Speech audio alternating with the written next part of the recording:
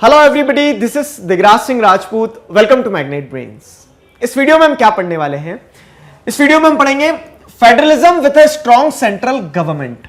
एक बार टॉपिक को फिर से देखो, federalism with a strong central government. Strong central government को अंडरलाइन कर लो। अब कहीं पे सेंट्रल गवर्नमेंट स्ट्रॉन्ग रहेगी तो क्या वो फेडरलिज्म भी कहलाएगा? नहीं कहलाएगा। मतलब कि आपको पता है फेडरलिज्म की वैल्यू क्या बोलती है कि आप सेंट्रल गवर्नमेंट और स्टेट गवर्नमेंट में पावर शेयर करो, फाइन। लेकिन आप खुद ही कह रहे हो, हेडिंग खुद कह रही है क्या कि सेंट्रल गवर्नमेंट स्ट्रांग है। अब जब सेंट्रल गवर्नमेंट स्ट्रांग रहेगी तो क्या वहां पर फेडरलिज्म रहेगा भी या नहीं? ठीक, इसी सवाल के साथ में हम इस टॉपिक को स्टार्ट करेंगे, है ना? मजेदार सवाल। चलो ठीक है, आगे टॉपिक पढ़ने से पहले मैं आपको कनेक्ट करवाता हूं और फिर पूरी रोड मैप समझाता हूं उसकी। अभी तक आपने क्या देखा कि इंडियन कॉन्स्टिट्यूशन में फेडरलिज्म के क्या प्रोविजन है, किस तरह से पावर को डिवाइड किया गया ताकि स्टेट सेंटर के बीच में पावर्स डिवाइडेड रहे, लड़ेंगे भिड़ेंगे नहीं, फेडरल वैल्यूज को अपहोल्ड किया जाएगा। लेकिन ये हेडिंग क्या बोल रही है सर? ये हेडिंग तो ये बता रही है, ये समझा रही है कि इंडिया में जो फेडरलिज्म है वो स्लाइटली स्ट्रांग है। किसके towards?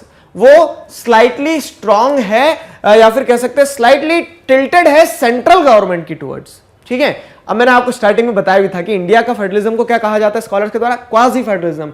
We are not a true federal country. हम ट्रू फेडरल कंट्री नहीं है। क्यों? क्योंकि हल्का सा झुकाव किस तरफ है? यूनियन की तरफ, सेंट्रल गवर्नमेंट की तरफ।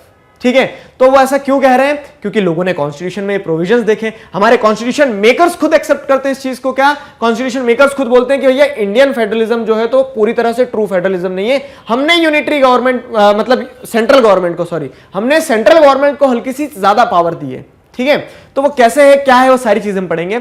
स्टार्ट करने से पहले एक चीज और बता दूं कि यहां से आपका डायरेक्ट क्वेश्चन बनते हैं। डायरेक्ट क्वेश्चन कैसे बनते हैं? What are the provisions which talks about the strong central government in Indian constitution. ठीक है, तो इंडियन फेडरलिज्म में स्ट्रांग सेंट्रल गवर्नमेंट है, prove with some constitutional provisions. तो अब वो कॉन्स्टिट्यूशन के कुछ प्रोविजंस, जैसे यहां पे आप देखोगे 1 2 3 4 5 6 7, ठीक है, 7 पॉइंट है हमारे पास जिससे हम ये प्रूव कर सकते हैं क्या कि इंडिया में जो फेडरलिज्म है वो क्या है, वो स्लाइटली टिल्टेड है सेंट्रल गवर्नमेंट की टुवर्ड्स, या फिर वहां पे इंडिया के फेडरलिज्म के हिसाब से सेंट्रल गवर्नमेंट थोड़ी सी स्ट्रांग होती है। ठीक है, तो पहले बैकग्राउंड समझते। देखो, Indian constitution has created a strong central government. सवाल ये आता है सर क्यों, ऐसा क्यों हुआ? ठीक है, क्यों हमने स्ट्रांग बनाया सेंट्रल गवर्नमेंट को? तो उसके पीछे का कारण है कि हम हमारी डाइवर्सिटी को अकोमोडेट कर पाए और यूनिटी को इंश्योर कर पाए। अब बोलोगे सर हमने एक सवाल पूछा था, आपने दूसरा सवाल खड़ा कर दिया हमारे सामने।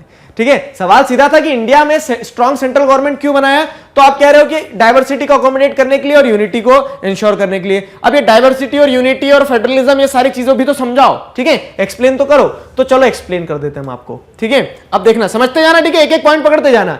क्या होता है कि इंडिया में आप डाइवर्सिटी देखोगे कैसी? अलग अलग लैंग्वेज, अलग अलग रिलीजन, अलग अलग कल्चर, अलग अलग कास्ट, बहुत सारी चीजें, हर सेंस में डाइवर्सिटी, लैंग्वेज के बेसिस पे, ठीक है, सोशो कल्चर के बेसिस पे कितनी सारी डाइवर्सिटी है।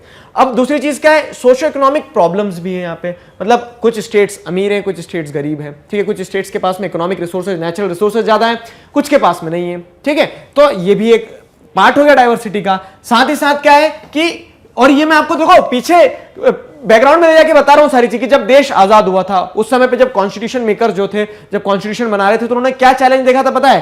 कि ये जब आज जैसे आप भारत देख रहे हो ना, पूरा सुंदर सा नक्शा देखते हो, ऐसा नहीं था। बीच में 500 से भी ज्यादा, 552 के आसपास प्रिंसली स्टेट्स थे। मतलब कि ये हमारा जो प्यारा भारत आज दिखता है आपको, ठीक है, ये जो आज आपको ऐसा भारत दिखता है इतना प्यारा सा, ठीक है, तो ये ऐसा था नहीं। इसमें बीच में ये प्रिंसली स्टेट, यहां प्रिंसली स्टेट, यहां प्रिंसली स्टेट, यहां प्रिंसली स्टेट, पूरे भारत में से अलग अलग प्रिंसली स्टेट्स थे। अब इनको जोड़ना भी एक बहुत बड़ा चैलेंज था। ब्रिटिश तो छोड़ के चले गए, तो उन्होंने बोला कि भैया हम तो भाग रहे हैं, तो हमारी बहुत पिटाई होगी यहाँ पे। ठीक है, तो इन्हें एक साथ अपने साथ जोड़ के रखना। अब जोड़ लोगे आप, लेकिन कल को फिर ये अलग हो गए तो दिक्कत आ जाएगी। ठीक, तो उस सेंस में कॉन्स्टिट्यूशन मेकर्स अगर पूरी पावर स्टेट को देते तो स्टेट अलग अलग भागते। ये केरला इधर ट्रावनकोर बनना चाह रहा था, वो इधर एक अलग देश बन जाता। ठीक है, इधर यहां पंजाब वाले एरिया में प्रॉब्लम्स थी, जम्मू कश्मीर वाले एरिया में प्रॉब्लम थी, नॉर्थ ईस्ट में प्रॉब्लम थी। अगर हम स्टेट्स को ज्यादा पावर दे देते, सोचो 2 मिनट के लिए, तो ये प्रिंसली स्टेट्स पहले तो हमारे साथ इंटीग्रेट होते नहीं होते, वो एक सवाल था। दूसरी चीज क्या, इंटीग्रेट होने के बाद में भी तो अलग अलग हो सकते थे वो। ठीक है, बहुत सारे स्टेट्स ने डिमांड उठाई थी। तो उस सेंस में क्या है कि टू इंश्योर यूनिटी, समझ में आया ये वाला पॉइंट? क्यों हमने स्ट्रॉन्ग सेंट्रल गवर्नमेंट बनाई? ताकि यूनिटी इंश्योर कर पाए। साथ ही साथ डाइवर्सिटी अकोमोडेशन की जब बात आती है, तो क्योंकि इतनी ज्यादा डाइवर्सिटी थी, सोशो इकोनॉमिक प्रॉब्लम्स थी। सोशो इकोनॉमिक प्रॉब्लम्स क्या थी? हाँ, प्रॉब्लम भी समझो, गरीबी, ठीक है, गरीबी थी। अब आप सब स्टेट को बोल देते कि अपनी अपनी गरीबी अपने अपने हिसाब से खत्म कर लो, तो वहां पे दिक्कत होती नहीं होती है, बताओ। ठीक है, कुछ स्टेट जो रहते हैं तो वो क्या है, वो अच्छी प्लानिंग कर लेते हैं, तो फिर डिस्पैरिटी आती, तो कुछ स्टेट आगे निकल जाते, कुछ पीछे, वहां फिर प्रॉब्लम आती। तो इन सारी समस्याओं को टैकल करना था, ठीक है, ये डायवर्सिटी को अकोमोडेट करना था, यूनिटी को इंश्योर करना था। क्लियर हुआ ना?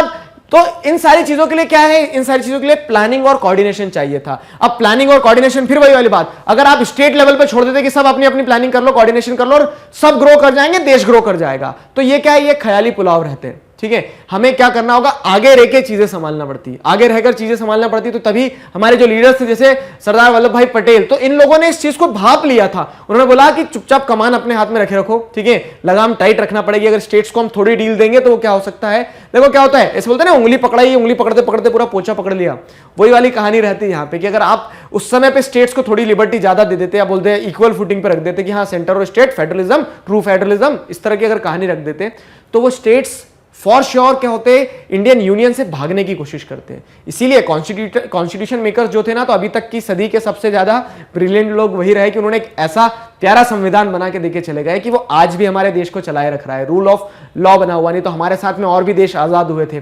उन्होंने भी कॉन्स्टिट्यूशन बनाए थे, उनके भी कॉन्स्टिट्यूशन मेकर्स थे, लेकिन कहां गया उनके कॉन्स्टिट्यूशन, कहां गए उनके प्रिंसिपल्स, सब एक तरफ हो गए हैं। ठीक है, हमारा कॉन्स्टिट्यूशन ऐसे बनाया गया था, उस दूरदृष्टि के साथ बनाया गया था, उन प्रिंसिपल्स के साथ बनाया गया था कि आज भी चीजें मजबूती से चल रही है। ठीक है, और ये आज से ही मतलब नहीं, 70 साल से चल रही है। बीच में एक इमरजेंसी वाले पीरियड में थोड़ा सा कह सकते हैं कि ऐसे ब्रेकर नहीं आता गाड़ी चलाते तब, वो आया था, लेकिन फिर भी ठीक है सारी चीजें कंट्रोल्ड है। तो उस सेंस में क्या है कि जब ये सब कुछ देखा गया, सेंट्रल गवर्नमेंट मतलब इंडियन कॉन्स्टिट्यूशन में जो स्ट्रॉन्ग सेंट्रल गवर्नमेंट वाला प्रोविजन डाला गया, तो इंटेंशनली कॉन्स्टिट्यूशन मेकर्स के द्वारा डाला गया। और the concern was for unity, accommodation of diversity and development prompted the makers of constitution to create a strong central government। मतलब ये सारी चीज अगर आपको करना है, यूनिटी बनाए रखना है, डाइवर्सिटी को अकोमोडेट करना है, साथ ही साथ अब सोशियो इकोनॉमिक प्रॉब्लम है, गरीबी है, तो डेवलपमेंट भी जरूरी है ना।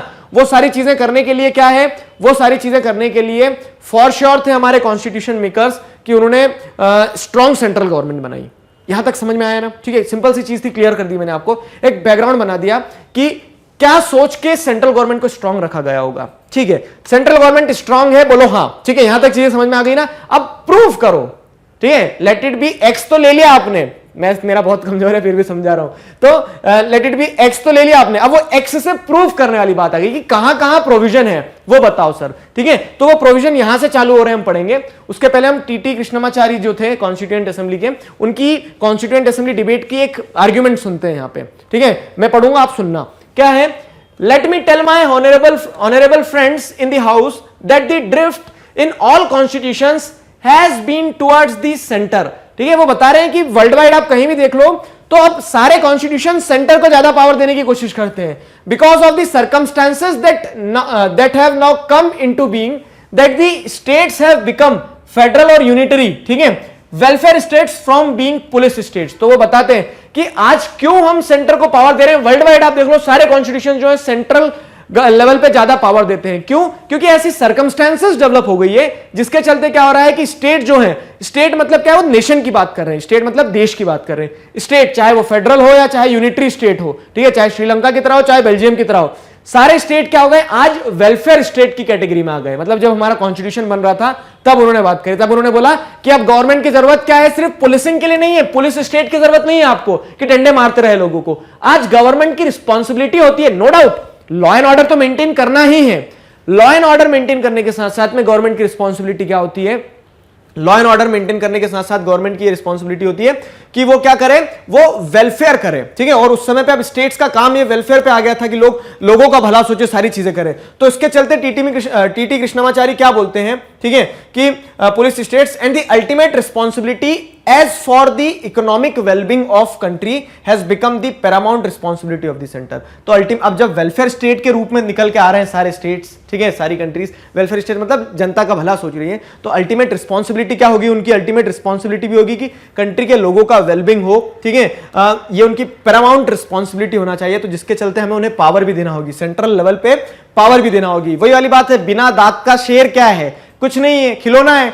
ठीक, लेकिन चले मत जाना बिना दांत के शेर के पास में भी, हमारे लिए तो नहीं है वो, ठीक है। बाकी कहने का तरीका है कि आप सेंटर को अगर इंपॉर्टेंट बना रहे हो तो उसको आपको पावर भी देना होगी। नो डाउट आप फेडरलिज्म रखो, ठीक है, फेडरल स्ट्रक्चर जो स्पिरिट है उसे बनाए रखो, लेकिन आपको क्या करना होगा, स्ट्रॉन्ग सेंट्रल गवर्नमेंट बनाना होगी। तो ये कॉन्स्टिट्यूएंट असेंबली में इस तरह की डिबेट्स दी गई थी, बहुत सारे लीडर्स थे जिन्होंने सपोर्ट किया अलग अलग तरीके से।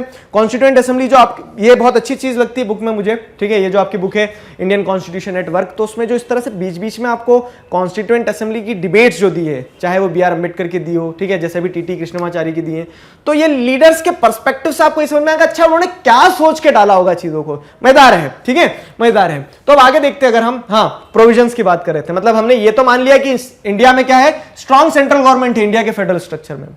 अब वो क्यों है, कैसे है, प्रोविजन से प्रूव करो। तो some important provisions that create a strong central government are given below, ठीक है। अब एक एक करके पढ़ते चलते। पहला क्या है, the very existence of state including it's territorial integrity is in the hands of parliament. Article लिखते चलना, ठीक है, यहां से जो उच्चारण होगा वो आपको क्या करना है, नोट डाउन करना, अपने पोथे पन्ने में लिख लेना, ठीक है।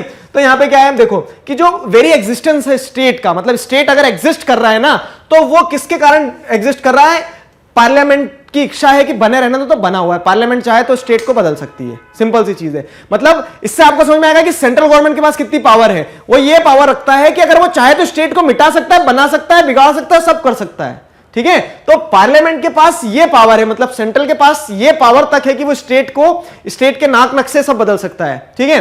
तो उस सेंस में क्या है, उस सेंस में ये बताया गया है, जैसे अब आप देखोगे आर्टिकल 1 क्या है, India that is Bharat shall be a union of state. Fine, ये तो आपको समझ में आ गया था, फेडरेशन नहीं है, यूनियन है। अब आर्टिकल 1 के बाद में कॉन्स्टिट्यूशन स्टार्टिंग से पढ़ो, 1 के बाद में आर्टिकल 2 जो है, आर्टिकल 3 जो है, तो आर्टिकल 2 और 3 इसी चीज के बारे में बात करते हैं, क्या कि जैसे आर्टिकल 2 और 3 जो है, ये ध्यान रखना, ठीक है, आर्टिकल 2 और 3 जो है वो इसी बारे में बात करते हैं। The parliament is empowered to form a new state by separating of territory from any state और by uniting two or more states। या मतलब कि जो पहले से स्टेट है उससे अलग करके एक नया स्टेट बना सकते हैं। आंध्र प्रदेश से क्या निकाल दिया, तेलंगाना निकाल दिया। दो स्टेट को मिला के एक स्टेट बनाया जा सकता है। जिस तरह से अगर पार्लियामेंट चाहेगी उस तरह से वो क्या कर सकती है, मॉडिफिकेशन कर सकती है, स्टेट्स का अल्टरेशन कर सकती है। वो आगे ना समझ में, तो ये पावर आती है किसके पास में, सेंट्रल के पास में। तो इस सेंस में नो डाउट स्टेट से ज्यादा पावरफुल है सेंट्रल गवर्नमेंट, मतलब पार्लियामेंट जो है। It can also alter the boundary of any state और इवन इट्स नेम। नाम बदल सकते हैं, बाउंड्री बदल सकते हैं, मतलब कम ज्यादा हो सकती बाउंड्री, नाम बदले जा सकते हैं। जैसे आप नाम का अगर देखोगे तो क्या है, मद्रास से क्या हो गया, मद्रास से आप देखोगे तो तमिलनाडु हो गया, ठीक है। तो इस तरह से नाम बदले जा सकते हैं। क्लियर हो गया, तो ये सारी चीजें हो गई। अब हाँ, ये देखो, the constitution provides for some safeguards by way of securing the view of concerned state legislature. ये चीज समझ लेना आप थोड़ा सा, क्या कि the constitution provides for some safeguards by way of securing the view of concern legislature. तो जिस स्टेट को मिटाया जा रहा है, जिस स्टेट को नया बनाया जा रहा है, या फिर जिस स्टेट का किसी प्रकार का चेंज लाया जा रहा है ना, तो उस चेंज लाने में एक प्रोविजन ये दे दिया कि स्टेट लेजिस्लेचर को, कि स्टेट लेजिस्लेचर का भी अप्रूवल चाहिए रहेगा। तो जैसे प्रेसिडेंट जो है ना, तो प्रेसिडेंट क्या करते हैं कि सेंट्रल गवर्नमेंट ने तो अगर इनिशिएटिव ले लिया कि ये स्टेट बनाना है, घटाना, कुछ भी करना है, तो वहां पे प्रेसिडेंट जो है वो स्टेट लेजिस्लेचर से भी क्या मांगते हैं, मतलब स्टेट लेजिस्लेचर का भी अप्रूवल मांगते हैं। एक ये सेफगार्ड रहता है थोड़ा सा, ऐसा नहीं है कि कॉन्स्टिट्यूशन ने पूरी ही पावर सेंटर को दे दी, लेकिन नो डाउट फॉर श्योर यहाँ पे पावरफुल कौन दिख रहा है, यहाँ पे आपको पावरफुल देखते से ही दिख जाएगा कि सेंट्रल गवर्नमेंट जो है वो पावरफुल है, ठीक है। आगे बढ़ते हैं, आगे क्या आप देखो, इमरजेंसी प्रोविजन की अगर बात करें, ठीक है, इमरजेंसी प्रोविजन, तो हमारे कॉन्स्टिट्यूशन में इमरजेंसी प्रोविजन डाले गए। मतलब क्या है कि अगर सिचुएशन बिगड़ रही है, फाइनेंशियली बिगड़ रही है, ठीक है, मिलिट्री अगर बिगड़ रही है, मतलब मिलिट्री एंड पे अगर सिचुएशन बिगड़ रही है, तो ऐसे कुछ प्रोविजंस हैं जहां पे क्या किया जा सकता है, जहां पे इमरजेंसी लगाई जा सकती है हमारे देश में, ठीक है। आप इमरजेंसी लगा दोगे, इमरजेंसी में क्या हो जाता है कि एक्सेसिव कंट्रोल किसके पास चले जाएगा, सेंटर के पास में। स्टेट के पास से फिर पावर कहां चले गई, सेंटर के पास में। तो सेंटर को आप देख रहे हैं ना, स्ट्रॉन्ग सेंट्रल गवर्नमेंट बनते हुए दिख रही है, नहीं दिख रही है, बोलो हाँ या ना, ठीक है। तो ये इमरजेंसी प्रोविजंस जो है, अब इमरजेंसी प्रोविजंस जो है तो ये क्या कर सकते हैं, ठीक है, जैसे पार्ट 18 में दिए गए इमरजेंसी प्रोविजंस, तो these emergency provisions can turn our federal polity into a highly centralised system. और जब इमरजेंसी लगा दी जाती है तो पूरा का पूरा जो फेडरल पॉलिटी आपको देखने को मिलती है ना, जो फेडरल स्ट्रक्चर आप बोलते हो 1 टियर 2 टियर 3 टियर, गिनते रहना बस जब इमरजेंसी लग जाएगी। क्यों? क्योंकि इमरजेंसी में सारी चीजें सेंट्रल गवर्नमेंट के पास चली जाती है। तो एक सेंट्रलाइज्ड सिस्टम बन जाता है कब, इमरजेंसी में। यह दर्शाता है कि क्या है, इंडिया की फेडरलिज्म स्ट्रॉन्ग सेंट्रल गवर्नमेंट के साथ बनी हुई है। ये एक्सप्लेन करा मैंने, किसी प्रकार का डाउट है नहीं होना चाहिए, ठीक है, ये एक्सप्लेन करा मैंने। अब जैसे अगर आप देखोगे, parliament also assumes the power to make law on subject within the jurisdiction of states. अब आप ये देख रहे हो कि जब सेंट्रलाइज सिस्टम बन जाता है तो पार्लियामेंट जो है ना, इमरजेंसी के टाइम पीरियड में स्टेट के जितने भी मैटर्स है सब पे कौन लॉ बना देती है, स्टेट्स का मतलब जो भी एरिया है वहां पे स्टेट के जुरिस्डिक्शन में लॉ पार्लियामेंट बनाना चालू कर जाती है। तो ये एक बहुत इंपॉर्टेंट पॉइंट है, इसे आपको समझना होगा कि किस तरह से हमारे यहां सेंट्रल गवर्नमेंट स्ट्रांग है। अगर इमरजेंसी लगी होगी तो उस इमरजेंसी के टाइम पीरियड में पार्लियामेंट जो होता है, पार्लियामेंट के पास में ऑटोमेटिकली पावर आ जाती है कि जो जुरिस्डिक्शन स्टेट्स का है वहां पे लॉ कौन बना सकता है, वहां पे लॉ जो है वो पार्लियामेंट बना सकती है। अब इसमें आर्टिकल्स ध्यान रखना, तो जैसे आप देखोगे पार्ट 18 जो है, पार्ट 18 में आर्टिकल 352 जो है, तो 352 से 360 के बीच में आर्टिकल इमरजेंसी की बात करते हैं पूरा, ठीक है। 352 से 352 से 360 पार्ट 18 जो है, ठीक है, ये इमरजेंसी की बात करते हैं। फिर उसके बाद में अगर आप स्पेसिफिकली देखोगे जैसे, तो स्पेसिफिकली क्या है, 357 हो गया, 356 हो गया, ठीक है। तो ये लेजिस्लेटिव पावर देता है 357 जो है, हाँ 357 जो है लेजिस्लेटिव पावर देता है। तो इस तरह से ये कॉन्स्टिट्यूशन में आपको क्या देखने को मिल जाएगा, ऐसा अरेंजमेंट देखने को मिल जाएगा जहां पे आप क्लियरली ये विजिबल है जहां से कि सेंट्रल गवर्नमेंट स्ट्रांग हो रही है, ठीक है। आगे देखो, आगे क्या, तीसरा पॉइंट ये है। अब तीसरा पॉइंट क्या कहता है, central government has very effective financial powers and responsibilities. अब देखो पैसा बोलता है, ठीक है, आपको पता है ना कि आपको देश चलाना तो भी पैसा लगेगा, आपको एक छोटा सा बिजनेस चलाना तो भी पैसा लगेगा। अब उस सेंस में क्या, जब आप देश चलाने की बात कर रहे हो तो पैसा जिसके पास होगा वो इफेक्टिवली चला पाएगा देश। तो हम क्या देखते हैं कि सेंट्रल गवर्नमेंट बहुत फंड्स लेके बैठी रहती है अपने पास में, सोर्सेज ऑफ रेवेन्यू जो रहते हैं सेंट्रल गवर्नमेंट के पास ज्यादा रहता है, टैक्स से सेंट्रल गवर्नमेंट ज्यादा पैसा एक्सट्रैक्ट कर रही है। तो यहां पे वही बताया कि central government has very effective financial powers and responsibilities. Financial powers के मामले में सेंट्रल गवर्नमेंट क्या है, अमीर है थोड़ी सी, स्टेट गवर्नमेंट क्या है, थोड़ी सी गरीबी में जी रही है, ठीक है।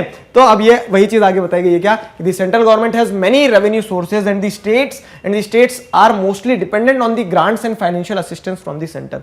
तो क्या होता है कि जो सेंट्रल लेवल से जो ग्रांट्स, जो असिस्टेंस मिल जाती है स्टेट्स को, स्टेट्स उसमें राजी खुशी जीते हैं, ठीक है। इसका मतलब क्या है, स्टेट्स डिपेंडेंट हो गए फाइनेंशियली किसके ऊपर, सेंट्रल गवर्नमेंट के ऊपर, एड्स के लिए, ठीक है। तो उस सेंस में क्या है कि मदद कहां से मिलेगी, उन्हें मदद मिलने वाली है सेंट्रल से ही। तो सेंट्रल की क्या करना पड़ेगा, जी हुजूरी करना पड़ेगी। सेंट्रल गवर्नमेंट क्या कर सकती है, अगर अभी आप आगे पढ़ोगे कि सेंट्रल गवर्नमेंट के ऊपर इसी के चलते डिस्क्रिमिनेशन के चार्जेस भी लगाए जाते हैं, ठीक है। तो ये सारी चीजें भी आप क्या करते जाना, समझते जाना। देखो अभी मैंने इमरजेंसी का बताया था ना आपको, इमरजेंसी में हमने क्या देखा था, 352 से 360, तो उसी बीच में एक आर्टिकल जो आता है हमारा 354, आर्टिकल 354 जो है, तो हाँ मतलब लिखते ही चलो, आर्टिकल 354 जो, तो इमरजेंसी में जो फाइनेंशियल पावर रहती है, इमरजेंसी लगी है तो पूरी की पूरी फाइनेंशियल पावर सेंट्रल गवर्नमेंट के पास आ जाती है। तो इस तरह से ये कॉन्स्टिट्यूशन के ये प्रोविजंस जो है ये क्या बताते हैं, ये बताते हैं कि स्ट्रॉन्ग सेंट्रल गवर्नमेंट वाला फेडरलिज्म है हमारे देश में, ठीक है।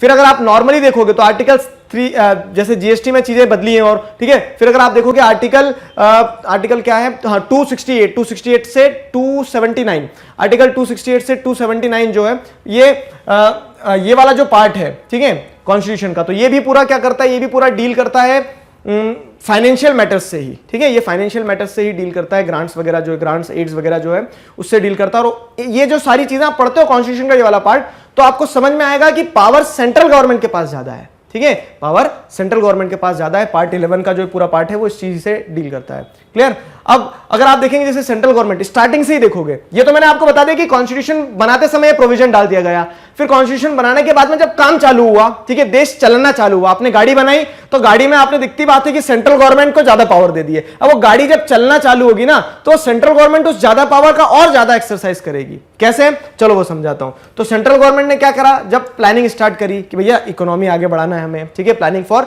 रैपिड इकोनॉमिक प्रोग्रेस, डेवलपमेंट करना है देश का, तो ये प्लानिंग और डेवलपमेंट के लिए उन्होंने प्लानिंग कमीशन बनाया, ठीक है। अभी श्रद्धांजलि दो सब मिलकर प्लानिंग कमीशन को, क्योंकि अब नहीं रहा, ठीक है। अब प्लानिंग कमीशन की जगह कौन है, नीति आयोग, ठीक। देखो ऐसे कनेक्ट करना है चीजें। अब आपकी किताब में जो छपा है उसको अपने को खत्म नहीं करना है, वो भी पढ़ेंगे, लेकिन जो लेटेस्ट है उससे भी अपडेटेड रहो। तो प्लानिंग कमीशन की जगह आप क्या है, नीति आयोग। अब मुझे बताओगे आप कमेंट सेक्शन में कहूंगा कि प्लानिंग कमीशन कब मतलब खत्म कर दिया गया था, मतलब रिसेंटली इन द सेंस कि अभी जो गवर्नमेंट है इस गवर्नमेंट ने खत्म किया है, ठीक है। और उस गवर्नमेंट में प्लानिंग कमीशन में बनती भी नहीं थी, कारण एक ये भी रहा, ठीक है, तो आप मुझे बताएंगे प्लानिंग कमीशन को खत्म कब किया गया था? अभी कौन है प्लानिंग कमीशन की जगह? जैसे आप देखोगे तो नीति आयोग है, ठीक है, नीति आयोग काम कर रहा है।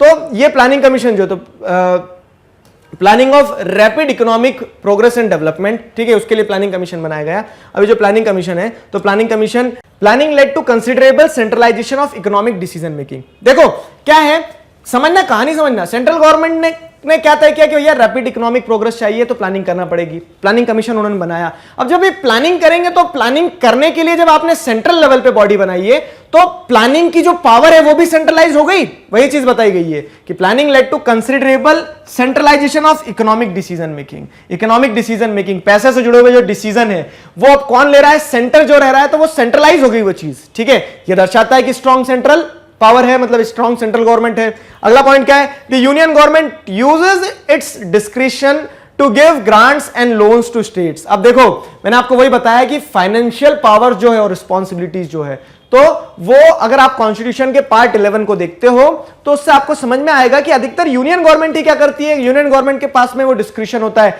कि किसको कितना ग्रांट देना है, ठीक है, किसको लोन देना है, किस स्टेट को नहीं देना है। अब इसके चलते क्या होता है, तो ये खेल चलता है, समझना, हाँ, कि दिल्ली में अगर सरकार, जैसे अभी सरकार दिल्ली में बीजेपी की है, तो जो बीजेपी एडमिनिस्टर्ड स्टेट्स हैं, जैसे एट प्रेजेंट मध्य प्रदेश में बीजेपी गवर्नमेंट है, तो बीजेपी गवर्नमेंट को पैसा मिल जाएगा। लेकिन मान लो किसी ऐसे स्टेट में जहां बीजेपी गवर्नमेंट नहीं है, अभी मान लो महाराष्ट्र, तो अब महाराष्ट्र और बीजेपी, मतलब महाराष्ट्र में बीजेपी गवर्नमेंट नहीं है, नॉन बीजेपी गवर्नमेंट है। अब नीचे चले जाओ, चाहो तो केरला में चले जाओ, तमिलनाडु में चले जाओ, नॉन बीजेपी गवर्नमेंट है। तो इनके बीच में क्या चलता रहता है? एक टसल चलता रहता है, एक पावर टसल चलता रहता है, ठीक है। तो ये पावर टसल जो है, तो इसके चलते क्या है, इसके चलते बहुत सारे स्टेट्स कंप्लेंट करते हैं, ठीक है। Charges of discrimination against states ruled by opposition parties. तो जो अपोजिशन पार्टीज हैं, तो वो क्या करती, वो चार्ज लगाती सेंट्रल गवर्नमेंट के ऊपर कि सेंट्रल गवर्नमेंट के पास में एक्सेसिव पावर है, ये फेडरलिज्म की स्पिरिट के अगेंस्ट है, कुल मिला के भैया हमें पैसे नहीं देते हैं, ठीक है। तो इस तरह की कहानी होती है। ये भी हमें क्या दर्शाता है, ये एग्जांपल भी हमें दर्शाता है कि कैसे फेडरलिज्म में स्ट्रॉन्ग सेंट्रल गवर्नमेंट देखने को मिलती है, खास करके इंडियन फेडरलिज्म के केस में, ठीक है। और देखो और क्या क्या कॉन्स्टिट्यूशन के प्रोविजन है। ये पोस्ट जो है, ये पोस्ट ही क्या करती है, ये फेडरलिज्म की स्पिरिट के ऊपर क्वेश्चन उठा देती है। मतलब गवर्नर जो है, ठीक है, देखो मैं अपोज नहीं कर रहा हूं, कॉन्स्टिट्यूशन मेकर्स हमसे, मुझसे, आपसे सबसे ज्यादा समझदार थे। उन्होंने बहुत सोच समझ के चीजें बनाई है। उन्होंने देश की डायवर्सिटी को अकोमोडेट करना और यूनिटी को अपहोल्ड करके रखने के लिए ऐसे प्रोविजन डाले हैं, ठीक है। तो जैसे गवर्नर का जो ऑफिस होता है, अब आपको क्या पता है कि governor is the head of the state, ठीक है। जो स्टेट्स हैं, जैसे मध्य प्रदेश है, छत्तीसगढ़ है, राजस्थान है, सारे स्टेट्स का हेड ऑफ द स्टेट कौन होगा, ठीक है। पॉलिटिकल हेड की बात नहीं कर रहे हैं हम, ठीक, पॉलिटिकल हेड की बात नहीं कर रहे हैं। अगर जैसे बात की जाए ना कि कॉन्स्टिट्यूशनल हेड कौन होता है, जैसे कॉन्स्टिट्यूशनल हेड हमारी कंट्री के कौन होते हैं, प्रेसिडेंट, ठीक है, उसी तरह से गवर्नर जो होते हैं, तो गवर्नर क्या होते हैं, एक किसी भी स्टेट के कॉन्स्टिट्यूशनल हेड होते हैं। अब वो इलेक्ट नहीं होते, मजेदार बात यह है। आपको पता है चीफ मिनिस्टर को तो इलेक्ट करना पड़ता है, चुनाव होते हैं, ठीक है, विधानसभा के चुनाव होते हैं, वोट देते हैं, एमएलए को चूज करते हो, एमएलए जो है तो एमएलए में से जिसकी पार्टी जीतती है उसके चीफ मिनिस्टर बनते हैं, सारी पूरी प्रोसेस जो आप जान के आए हो अभी, ठीक है। लेकिन आप गवर्नर का जब अपॉइंटमेंट देखोगे तो क्या होता है, governor is appointed by centre, central government appoint कर रही है। मतलब क्या है कि हेड ऑफ द स्टेट जो होगा, फेडरलिज्म में अगर आप देखोगे तो head of the state centre का आदमी है, सेंटर का एजेंट, ऐसा कहा जाता है, governor is the agent of central government. तो उस सेंस में क्या हो रहा है, उस सेंस में आप यहां देखोगे, समझोगे तो आपको देखने को मिलेगा कि डायरेक्टली इनडायरेक्टली सेंट्रल गवर्नमेंट ही स्टेट गवर्नमेंट को चला रही है। आया समझ में, हेड ऑफ द स्टेट वही है। तो ये क्या, ये जो सवाल है, ठीक है, ये सब मतलब ये जो सिचुएशन डेवलप होती है, जो प्रोविजन है कॉन्स्टिट्यूशन में, तो ये सवाल उठाता है, क्या सवाल उठाता है कि क्या फेडरलिज्म ट्रू फेडरलिज्म है? नहीं, फेडरलिज्म हमारी जो है, ठीक है, तो our federalism is with a strong central government, this is one of the provision which proves that, clear. तो द गवर्नर हैज, गवर्नर की अगर बात करें तो गवर्नर का आर्टिकल, मतलब कॉन्स्टिट्यूशन में कहां दिए गए हैं, article 153, article 153 deals with governor. ऐसे देखो, ये माइन्यूट चीजें अभी पढ़ लो, लिख लो अपनी बुक में, याद मत करो।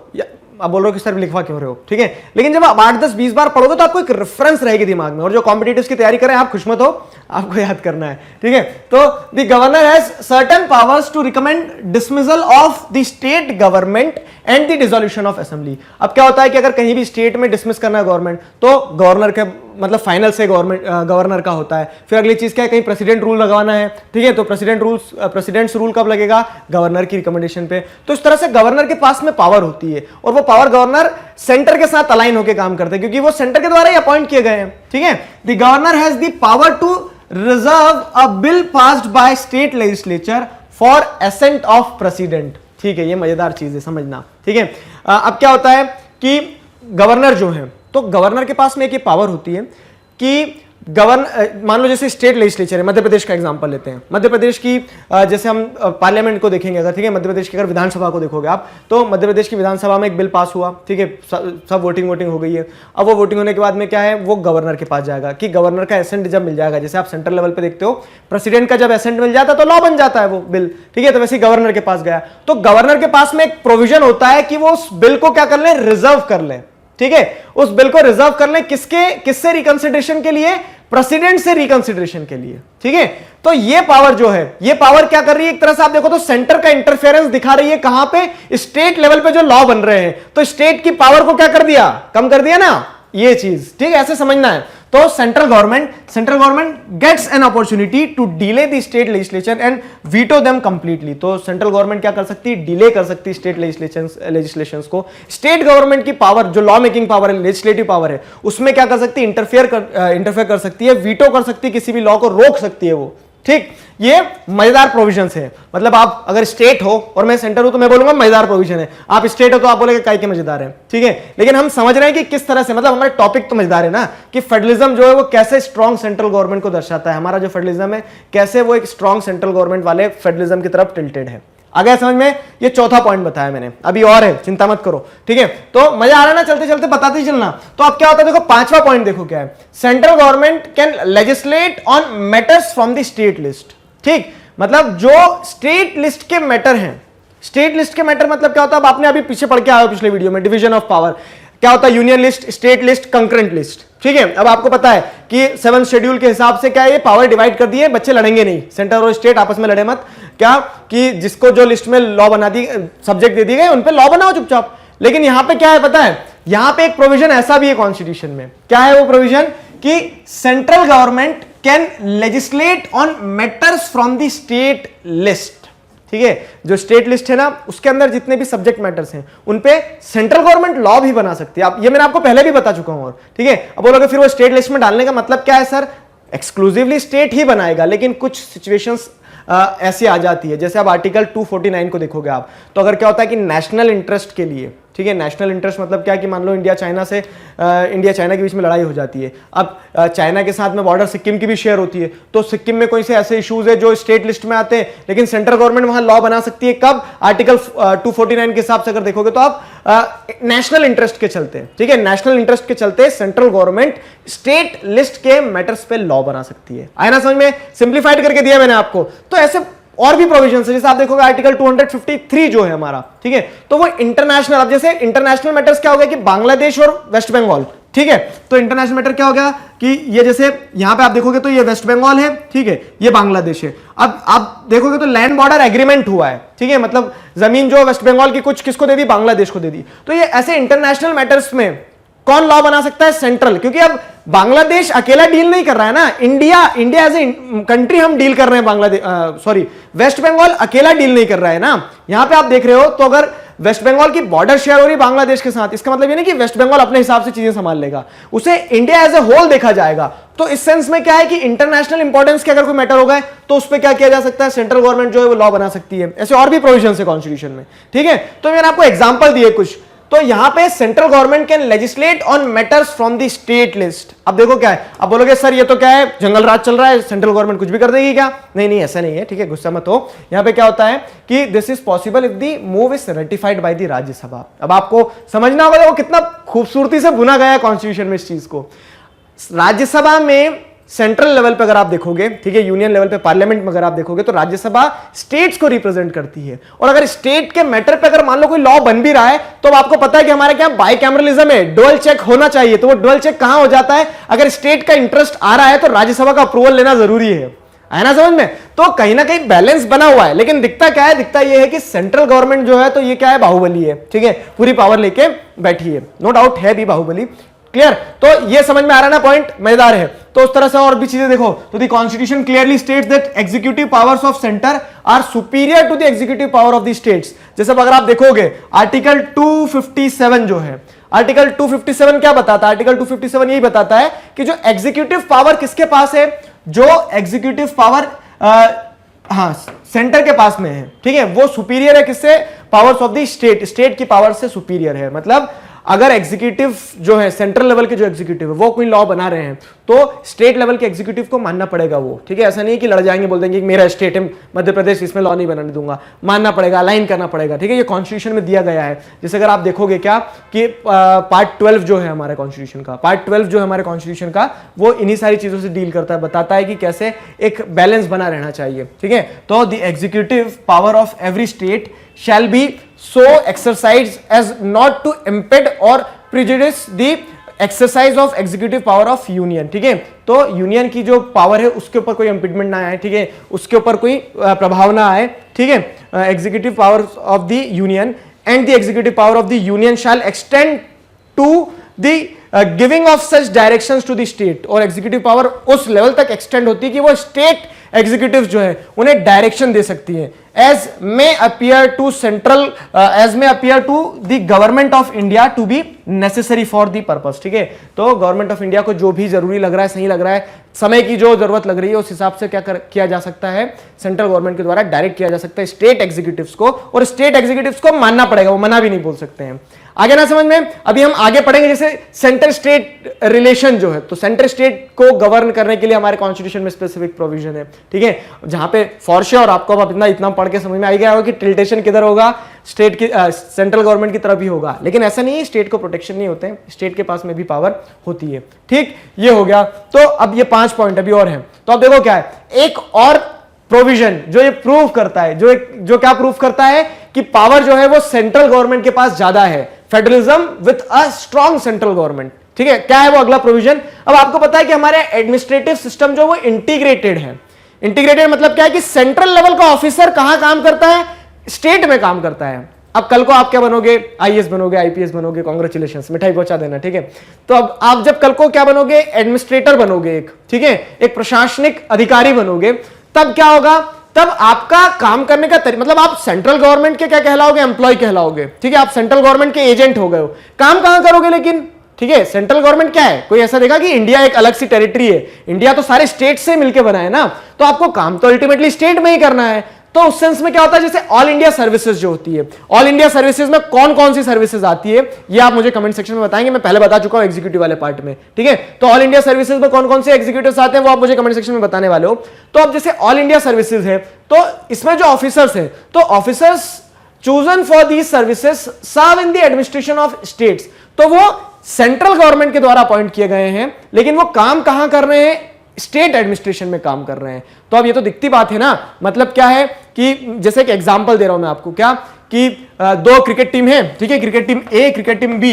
तो अब क्या हो रहा है, क्रिकेट टीम ए के जो प्लेयर्स है वो क्रिकेट टीम बी में खेल रहे हैं, ठीक। तो अब दिखती बात है कि वो ए के इंटरेस्ट को तो रिप्रेजेंट करेंगे ही ना, आगे समझ में, वो कहीं ना कहीं ए के टुवर्ड्स उनका टिल्टेशन तो ज्यादा ही रहेगा ना, वो चीज रहती है। तो उस सेंस में क्या हो गया कि ऑफिसर जो रहते हैं, officer chosen for this services, जैसे ऑल इंडिया सर्विसेज हो गई, तो ये काम कहां करेंगे? स्टेट एडमिनिस्ट्रेशन के अंदर में ही काम करेंगे। Thus an IAS officer who becomes the collector और an IPS officer who serves as the commissioner of police are under the control of central government, ठीक है, ठीक है। Although they are working in the state territory, but they are under the control of government. और उसी का यहां पे एक प्रोविजन क्या दिया गया है कि states can neither take disciplinary action nor can they remove this officers from the service. वो नहीं रिमूव कर सकते, ऐसा नहीं बोल सकते कि तुम्हारी आज से आईपीएस की पोस्ट ही खत्म कर दी हमने, ठीक है।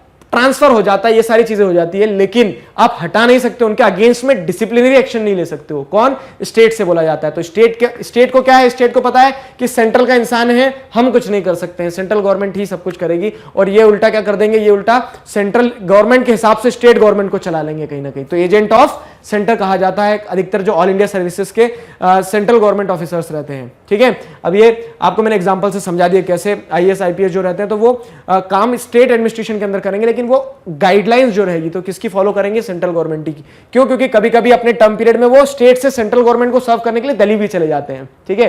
तो अभी आंखों में चमक आ जाती है जब ऐसा टॉपिक आता है तो सभी की। क्लियर? ये हो गया। अब आगे देखते हैं एक और प्रोविजन जो क्या करता है, जो दर्शाता है कि किस तरह से फेडरलिज्म जो है इंडिया का, Indian federalism is with a strong central government, ठीक है। एक और प्रोविजन क्या है, अगला प्रोविजन है हमारा आर्टिकल 33 एंड 34, ठीक है। अब देखना समझना इस चीज को, पार्ट 3 जो है हमारा कॉन्स्टिट्यूशन का, क्या है पार्ट 3, सोचो जरा, फटाक से आंसर आना चाहिए। पार्ट 3 मतलब फंडामेंटल राइट्स, ठीक है। अब फंडामेंटल राइट्स में ये आ गए हमारे आर्टिकल 33, 34। अब आर्टिकल 33, 34 क्या बोलते हैं पता है? तो article 33, 34 authorise the Parliament to protect person in the service of Union, ठीक है, समझना, person in the service of Union और a state in respect of any action, ठीक है, in respect of any action taken by them during martial law और maintenance और martial law to maintain और restore order, ठीक है, restore order, resort कह रहा हूं, ठीक। तो अब देखो समझो, इसका प्रोविजन समझाता हूं मैं पहले आपको, ठीक है। ये पूरी किताबी भाषा में जाने से पहले हम सिंपल समझ लेते हैं उसे, कि आर्टिकल 33, 34 क्या बोलते हैं कि ये भी फंडामेंटल राइट में आ गए, किसके, ये आ गए यूनियन और स्टेट सर्विस में जो पर्सन काम कर रहा है, जैसे आर्म फोर्सेज हो गई, ठीक है, आर्म फोर्सेज हैं, जो आर्मी ऑफिसर्स हैं, तो वो काम कर रहे हैं। अब उन्हें काम करते हुए क्या करना पड़ रहा है, कोई इंसान है जो गलत काम कर रहा है तो उसको हेडशॉट मार के पट्ट से हेडशॉट भी देना मारेगा, ठीक है। तो अब उस सेंस में क्या है कि वो इंसान बोल सकता है हमारी राइट टू लाइफ ले ली, जिसको गोली लगी, ठीक है, वो नहीं बोलेगा, वो कैसे बोलेगा, वो तो चले गया ना, स्वर्गलोक सिधार गया। लेकिन उसका कोई रिलेटिव है, ये वो सारी चीजें, तो सवाल उठा सकते हैं क्या कि ये राइट टू लाइफ ले लिया आपने, तो हमारा अधिकार, जीने का अधिकार छुड़ा लिया। तो अब आप इस इंसान को, मतलब हमारे आर्म फोर्सेस के जो पर्सनल्स हैं, इन्हें कैसे बचाओगे? तो उन्हें प्रोटेक्शन के लिए, ठीक है, पार्लियामेंट जो है तो आर्टिकल 33, 34 यही बात करता है क्या कि this authorises the Parliament to protect person in the service of Union, ठीक है, जो यूनियन के लिए काम कर रहा है या फिर वो स्टेट के लिए भी, ठीक है, और a state in respect of any action. तो मतलब अगर हम कुछ भी काम कर रहे हैं, एक ऑफिसर है अगर सेंट्रल लेवल का, वो कुछ भी काम कर रहा है, ठीक है, अब वो कुछ भी काम ऐसा नहीं कि अपने पर्सनल मोटिव के लिए, गवर्नमेंट के लिए अगर कुछ काम कर रहा है तो उसे प्रोटेक्शन दिया जाता है। सिंपल सी चीज ये है आर्टिकल में, ठीक है, ये सिंपल सी चीज है। लेकिन हमें फेडरलिज्म से जोड़ना है, तो फेडरलिज्म से आपको क्या समझ में आया कि सेंट्रल गवर्नमेंट के पास में ये भी पावर होती है कि वो अपने इंडिविजुअल्स को बचा सके। पार्लियामेंट जो है, तो पार्लियामेंट क्या कर सकती है, बाय लॉ बोल देगी ये इन्होंने ये काम किया था, लेकिन मतलब वो हो सकता है वो स्टेट के अगेंस्ट में जाके काम किया हो, लेकिन आप क्या है कि उसको बचाया जा सकता है इन प्रोविजंस के चलते, ठीक है। तो आर्टिकल 33, 34 को एक बार कॉन्स्टिट्यूशन में और देखना तो और क्लैरिटी मिलेगी आपको कि ये क्या करता है, ये प्रोटेक्शन देता है आर्म फोर्सेस को, इन सारे लोगों को, कि आप जो पार्ट 3 जो फंडामेंटल राइट्स है, तो फंडामेंटल राइट्स के अगेंस्ट में जाके अगर कुछ काम कर रहे हो तो आपको प्रोटेक्शन दिया जा सके, ठीक है। अब वो सारी चीजें देखो लॉ एंड ऑर्डर के लिए किया जा सकता है, नहीं तो कल को जिसको गोली मारी वो मान लो स्लीपर सेल था, इंडिया नहीं था, स्लीपर सेल था, एक टेररिस्ट था वो, तो अब वो आ जाएगा कि हमारी राइट टू लाइफ चली गई, लेकिन अब उसको उड़ाना भी जरूरी था ना, उनको रख के क्या करेंगे, ठीक है। ये हो गया। तो arm forces special powers act, AFSPA जो लगा हुआ है, ठीक है, नॉर्थ ईस्टर्न स्टेट में, जैसे जम्मू कश्मीर में जो था, तो आफ्स्पा जो है, ठीक है, the armed forces special powers act has been made on the basis of this provision. ये आर्टिकल 33, 34 के बेसिस पे ही आफ्स्पा जैसे क्या लगाए जाते हैं, एक्ट लाए जाते हैं, जिससे आप क्या कर रहे हैं, प्रोटेक्शन दे रहे हैं। पार्लियामेंट जो है तो पार्लियामेंट प्रोटेक्शन दे रही है इंडिविजुअल्स को, ठीक है, ताकि वो फंडामेंटल राइट्स के आगे जाके भी काम कर सके। क्लियर हुआ? तो बड़ा मजेदार टॉपिक था, ठीक है। हमने ये देखा कि federalism with a strong central government, तो किस तरह से इंडियन फेडरलिज्म जो वो स्ट्रॉन्ग सेंट्रल गवर्नमेंट के प्रिंसिपल्स पे काम करती है। लंबा टॉपिक था, सारी चीज हमने डिस्कस करी, पहले एक बैकग्राउंड पढ़ा, फिर हमने एक एक पॉइंट्स को देखा कि क्या बहुत सारे प्रोविजंस है जो ये प्रूव करते हैं कि हाँ इंडिया का फेडरलिज्म क्या है, Indian federalism is with a strong central government. तो बहुत सारे प्रोविजन में क्या है, तो सबसे पहली चीज तो क्या है कि टेरिटोरियल इंटीग्रिटी ही जो स्टेट की है वो किस पे एग्जिस्ट करती है, वो पार्लियामेंट की विल्स और विम्स पे एग्जिस्ट करती है। इमरजेंसी प्रोविजन सेंट्रलाइज कर देती पावर को, ठीक है। फिर आपने देखा कि फाइनेंशियल पावर जो रहती है अधिकतर कंट्रोल में रहती है किसके, सेंट्रल गवर्नमेंट की। तो ये सारी चीजें सेंट्रल गवर्नमेंट को मजबूत बना रही है। गवर्नर का जो ऑफिस है वो एक तरह से दर्शाता है, गवर्नर का हो गया, फिर उसके बाद में जैसे देखोगे इंटीग्रेटेड एडमिनिस्ट्रेटिव सिस्टम, तो they are working as an agent of central government. Central government is having directly or indirectly the total control over the states. So these are the provisions which support our argument of federalism with a strong central government. Is that clear? ठीक है। तो फिर उसके बाद में अगर देखोगे तो सेंट्रल गवर्नमेंट जो है तो वो लेजिस्लेट भी कर सकती है। अब पावर को डिवाइड कर दो, लेकिन मौका लगेगा तो जैसे इमरजेंसी के टाइम पे तो कर ही सकती है। आर्टिकल 354 इसी चीज की पावर देता है, ठीक है। ये हो गया, तो इंटीग्रेटेड हो गया, इंटीग्रेटेड मतलब एडमिनिस्ट्रेटिव सिस्टम, और आर्टिकल 33, 34 ये सारी चीजें, सारे प्रोविजंस पढ़ने के बाद में एक लाइन जो हमने स्टार्टिंग जहां से करी थी, federalism with a strong central government, उसको हम हेंस प्रूव करके आंसर कंप्लीट करते हैं हमारा।